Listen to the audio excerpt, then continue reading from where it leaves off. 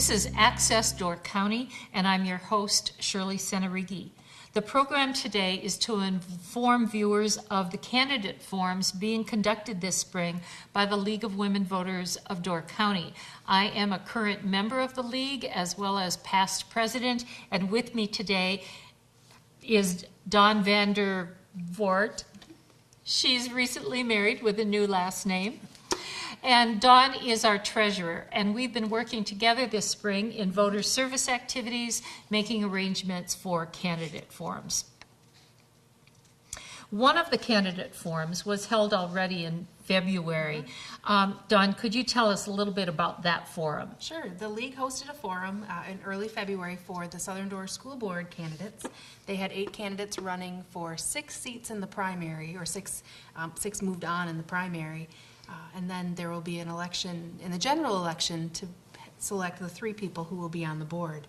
It was a great forum. We had a lot of people from the community attend, and that's really an important part of our school board forums. Did I hear like 60 plus people in attendance? There were 60 plus people in attendance, not too many empty chairs, so it was a very good evening. That's great. Yeah. That's great. And the League has 2 more forums that are scheduled for the month of March to prepare for the spring election. Shirley is working on preparing for those, and can you tell us a little bit more about those forums? I will.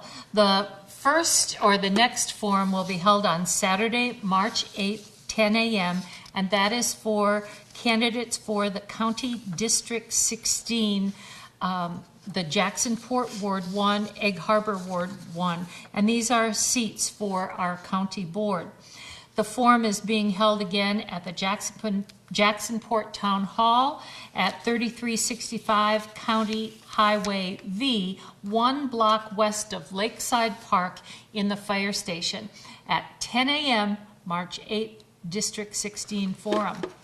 The last forum of this spring election cycle will be held for the supervisor positions for Liberty Grove Town Board. It will be held on Saturday, March 22nd at 10 a.m. This forum will be held at the Liberty Grove Town Hall at 11161 Old Stage Road in Sister Bay. Again, that's Saturday, March 22nd at 10 a.m. Liberty Grove Town Board Supervisors. Sometimes I'm asked, why is it that the League sponsors these forums? Dawn, could you address that one? Sure. Voter service is one of our #1 priorities with the League of Women Voters, and we sponsor these candidate forums to help inform the voters out there about the candidates and their choices and their stands on the issues. So it gives the public a great opportunity to meet their candidates and learn more about their positions. Great. You know, one of the things that I was reminded of recently is that on February 14th was the date 94 years ago when the League was formed. And one of the very first initial reasons for the formation of the League of Women Voters was to help women understand the rights and responsibilities of their newly received right to vote. And I think it's an important service that the League continues to provide for residents. We commonly talk about the League being a nonpartisan organization, and Shirley, can you tell us a little bit more about what that means? I can do that. We have a pretty strict nonpartisan policy. The League is strictly nonpartisan. It neither supports nor opposes candidates for office at any level of government, be it local, state, or national. But at the very same time, the League wholeheartedly is political and works to influence policy through advocacy. The League believes that political parties are essential to the American system of government and that participation of informed citizens is beneficial to political parties and to the system. So consequently, the League actually encourages its members as individuals to be involved and active in political parties, in finding and supporting candidates for public office, and in seeking election themselves. But you will not find the board or the League as a group endorsing or opposing a candidate or a party. So we have elections all the time in the spring and the fall. How does the league decide when we conduct a forum? Well, we conduct forums, first of all, when we're asked to conduct a forum. We did a press release in December informing the public that after the January 7th filing date, they would know who's running for races in the spring election. And we told them that if they were interested in a forum, that they needed to request one. Forums can be requested by any candidate, any group, or any individual citizen. However, the league will only proceed if the position is contested. That means more than one candidate is running for that particular seat. The other restriction is that we only proceed to host a forum if at least two of the candidates agree to participate. It has been the policy of the Door County League of Women Voters to conduct just one forum per race. If there is a primary, the forum will be held before the primary election. That's why there was a forum at Southern Door. There were so many candidates, a primary was held. So our forum was held in February. The other two races this spring that we're holding forums for, we received requests to do them. There was no primary, and so we're conducting those forums in March. If there's no request, there's no forum. And the other thing is we typically have been able to conduct all of the forums that are requested of us, but we can only do as many as we have the manpower to actually conduct them too. We're not a real large group. So I believe, for example, last year we conducted 5 forums in the spring election cycle. So that's kind of how that process works. Once we receive the request to conduct a forum, they have to be set up and arranged. And Dawn, could you explain that process for the viewers? There's a lot that goes into setting up all of the candidate forums. We contact the candidates after we receive the request. We make sure, like Shirley said in the guidelines, that we have at least 2 of the candidates agree to participate in the forum. Then we locate a facility that works for the event and secure a date and a time. We get a written confirmation from all of the candidates. We ask them to read through the guidelines that we have for league forums and agree to those, and then confirm with us that they're willing to participate. We set up arrangements for recording our forums because we know that there are people who can't attend the live forum in person, but it's good for them to still be able to see what happens and get the questions answered that they have. And the biggest part for us is, as a league, is to getting the volunteers. Our forums are truly a volunteer-based activity, and it takes a lot of volunteer work both ahead of time, behind the scenes, but also the evenings or days of the forum to make sure that that works. And generally, it's around 6 to 8 volunteers, sometimes more, per forum. So it's a very volunteer-intensive process in making sure that we have the manpower to do that. So we've talked a little bit about the guidelines. We've kind of hinted at those. Shirley, can you tell us a little bit more about those guidelines that our candidates agreed to? I will review them. We think our guidelines are very important, and it's important that all of the candidates who participate in the forums agree prior to the forum that they will be followed, because we want the League of Women Voters forums to be conducted in a consistent manner, whether it's the forum for Liberty Grove Town Board or the forum for District 16 County Board Supervisors, or the forum for Southern Door School Board members. We want them to be conducted in a consistent manner. So these are the guidelines that they agree to. First, because the League is a nonpartisan organization, it will be our forums are designed to focus on issues, not personality, and we ask that your responses be confined to addressing the issues only. Substitute or spokespersons for the candidates are not permitted. We have candidates speak for themselves.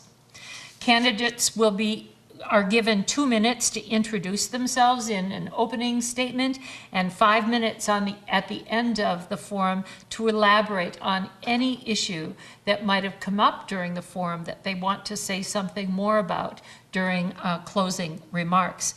Candidates are consistently given 2 minutes to answer each question. However, a candidate can decline to answer a question if they choose to.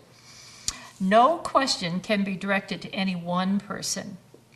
At the beginning of our forum, our candidates actually draw straws, or if there's 2 of them, sometimes they flip a coin to determine who goes first, and then we consistently rotate between the candidates so that each person has kind of equal turns at responding first and last to a given question.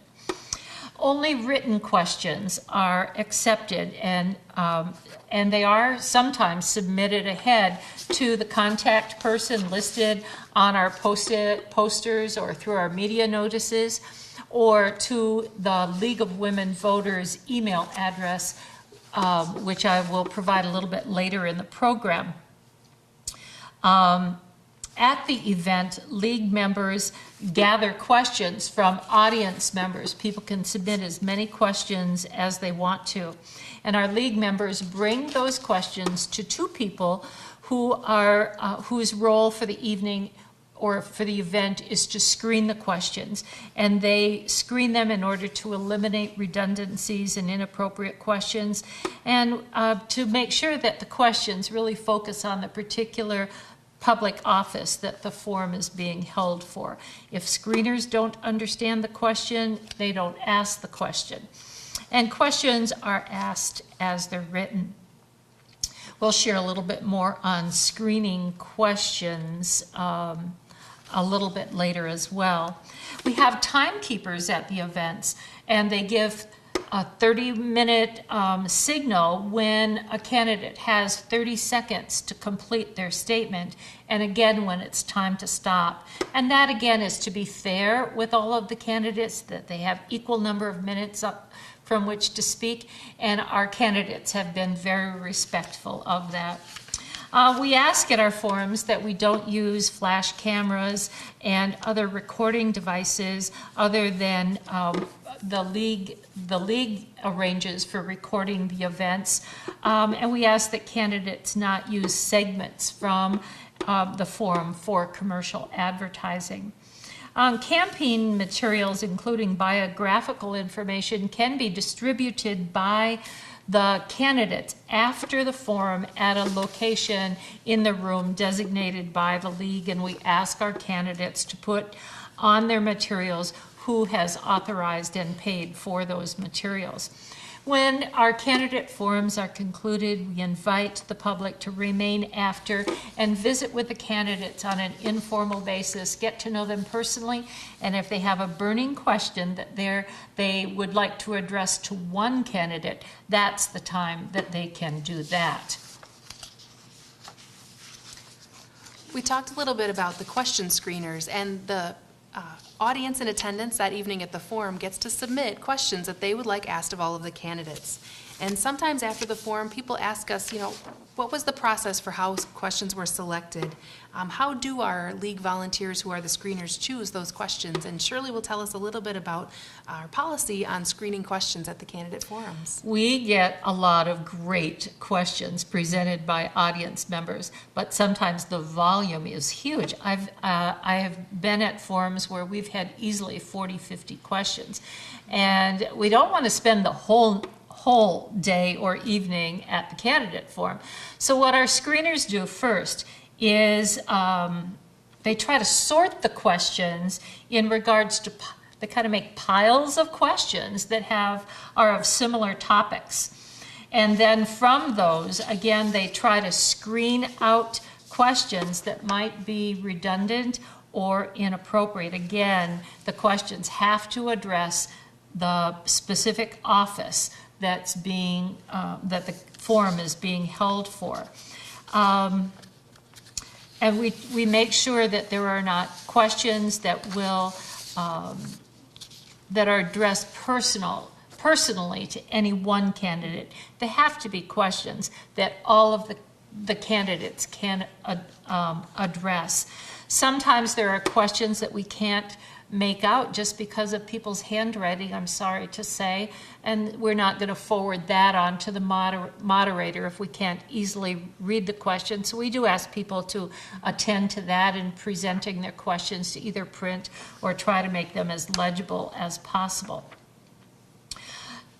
Because there's not time to always ask all of the questions, we do, after the forum, type up all of the questions that are presented, and we do share those with the candidates. So even though they may not have addressed the question in the forum, they, as a candidate, will know the kinds of things that were on the minds of the people who were in attendance. We always have at least 2 people work together as screeners because we think that's important, to have not just one person reviewing, but to have a couple people reviewing what the questions are.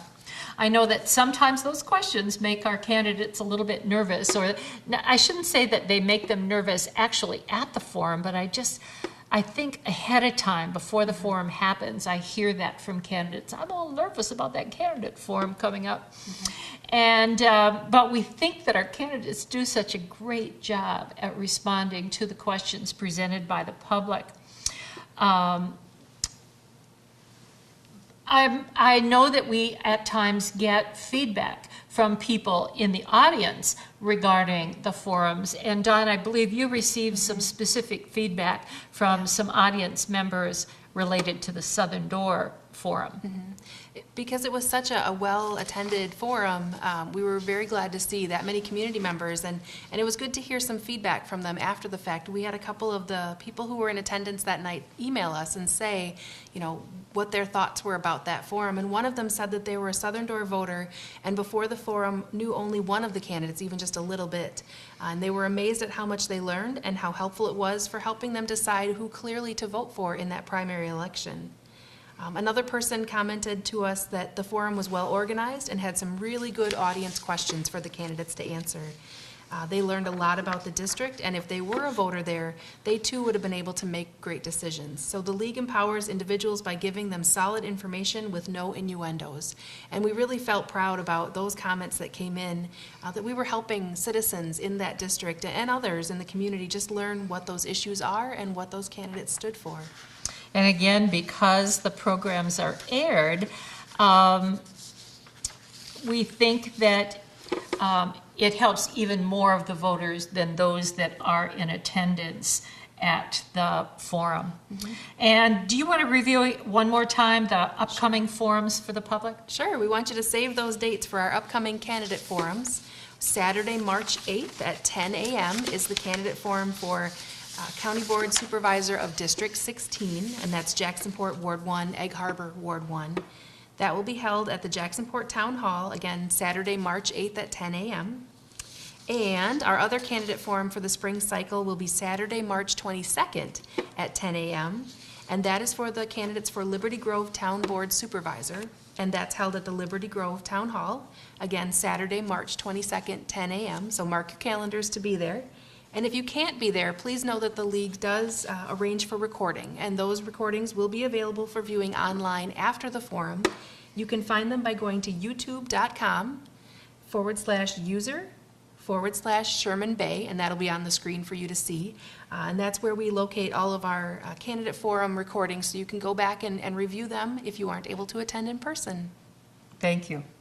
I want to remind viewers also that if you'd like additional information about the candidate forums or the League of Women Voters in general, please go to the League website, and that is located at doorcounty.wy.lwvnet.org.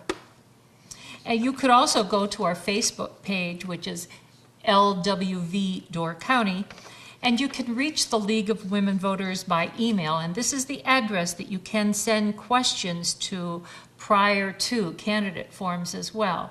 And that email address for the League is lwvdcprez@gmail.com.